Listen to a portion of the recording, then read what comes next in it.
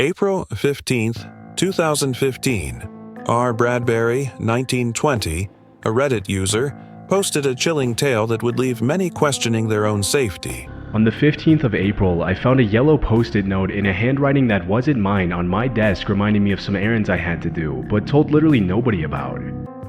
He had just moved into a new apartment in a quiet part of town, or so he thought. One night, something strange happened. He found a yellow post-it note on his desk. The handwriting wasn't his. It was a reminder of errands he hadn't told anyone about. While odd, I chalked it up to something I did in my sleep, thinking maybe in my half-awake state I scrawled it so it didn't appear to be my handwriting. His first instinct was to shrug it off. Maybe he had written it in his sleep, right? But something nagged at him. Something wasn't quite right. As days passed, the unease didn't fade. On April 19th, R. Bradbury found another note. This one was tucked into the back of his desk chair. Same handwriting, same eerie feeling. "Make sure you save your documents," the note said. He was freaked out, sure, but there were no signs of forced entry. No windows open, no doors unlocked. It was as though someone was watching, but they knew exactly how to stay out of sight. But there were no other signs of a break-in, so I set up a webcam in my house and aimed it at my desk and used a security camera app for it to record after detecting movement. Desperation set in. R. Bradbury couldn't shake the feeling that someone was getting into his apartment while he slept. So he set up a webcam, hoping it would catch whoever was behind the notes. It was his last attempt at sanity. He fell asleep that night, hopeful, but when he checked the footage the next morning, his blood ran cold. I immediately checked the webcam's folder on my computer and found nothing from the night before, but my computer's recycling bin had been emptied, which I am certain I did not do recently. The folder on his computer was empty. Worse still, his recycling bin had been emptied, something he was sure he hadn't done. It didn't end there. On May 1st, R. Bradbury found something even more disturbing. Another note, but this one was blank. No words, nothing. Just a yellow post-it stuck to the outside of his door. As he looked around, he noticed that every door in his apartment complex had one too. Blank post-its. Some were yellow, some were pink, and some were blue. But they were all the same, empty. He tried to make sense of it. There had to be an explanation, right? And that's when he found it. A letter from his landlord, written when he moved in. The handwriting matched the notes perfectly. Could it be? Was his landlord involved in this strange game? Had the landlord been in his apartment? But how could they have gotten in? The locks were secure, the windows sealed. There was no sign of forced entry. Should I consult my landlord, those also living in the complex?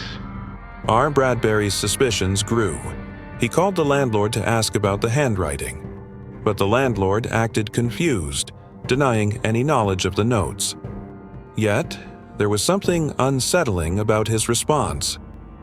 Every time R. Bradbury asked the landlord, the response was the same. No explanation, no answers. But R. Bradbury knew in his gut that something wasn't right.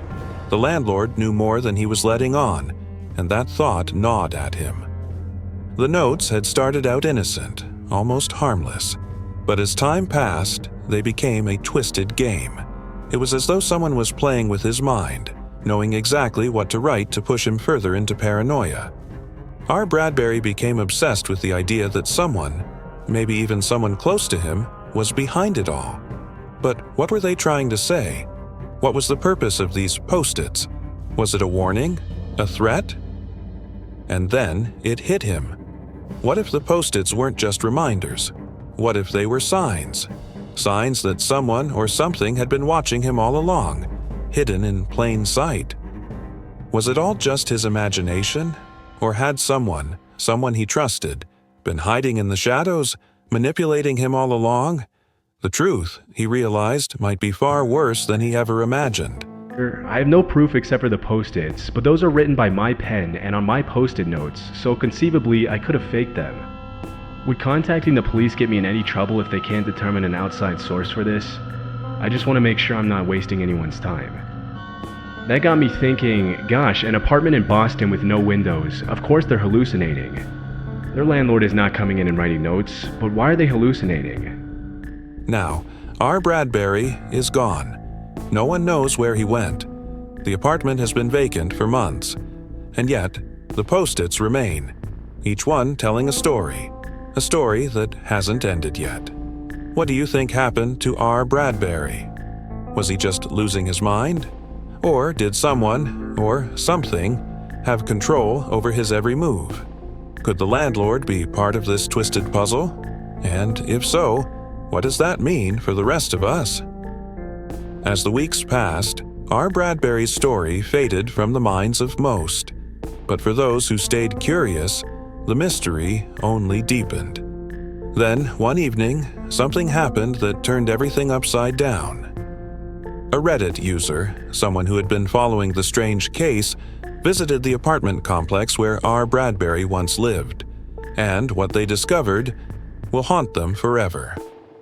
The visitor found a piece of paper taped to the back of the door. It wasn't a note, but something even more disturbing: a map. The map had markings, just like the ones R. Bradbury had scribbled down on the notes. But the strangest thing? The map led directly to a hidden part of the building, a room no one knew about.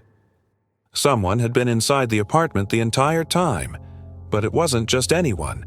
It was someone with a very specific interest in R. Bradbury's every move. The twist? In my case, it had to do with my bedroom not having windows. It was not technically a bedroom, but cheap apartments and rules don't get along, and my unit being directly over the parking garage. There were numerous other issues with the building that further facilitated the severity of my situation, including, as you mentioned, issues with the furnace and ventilation. The landlord had been living in the apartment complex too. But for how long? And why the post-its? Some say R. Bradbury found out something about the landlord, something that they didn't want him to know. Others believe it was a simple game of manipulation, or worse, something much darker. But one thing is certain: the notes were just the beginning. Comment below, and if you want to hear more stories that will keep you up at night, don't forget to subscribe.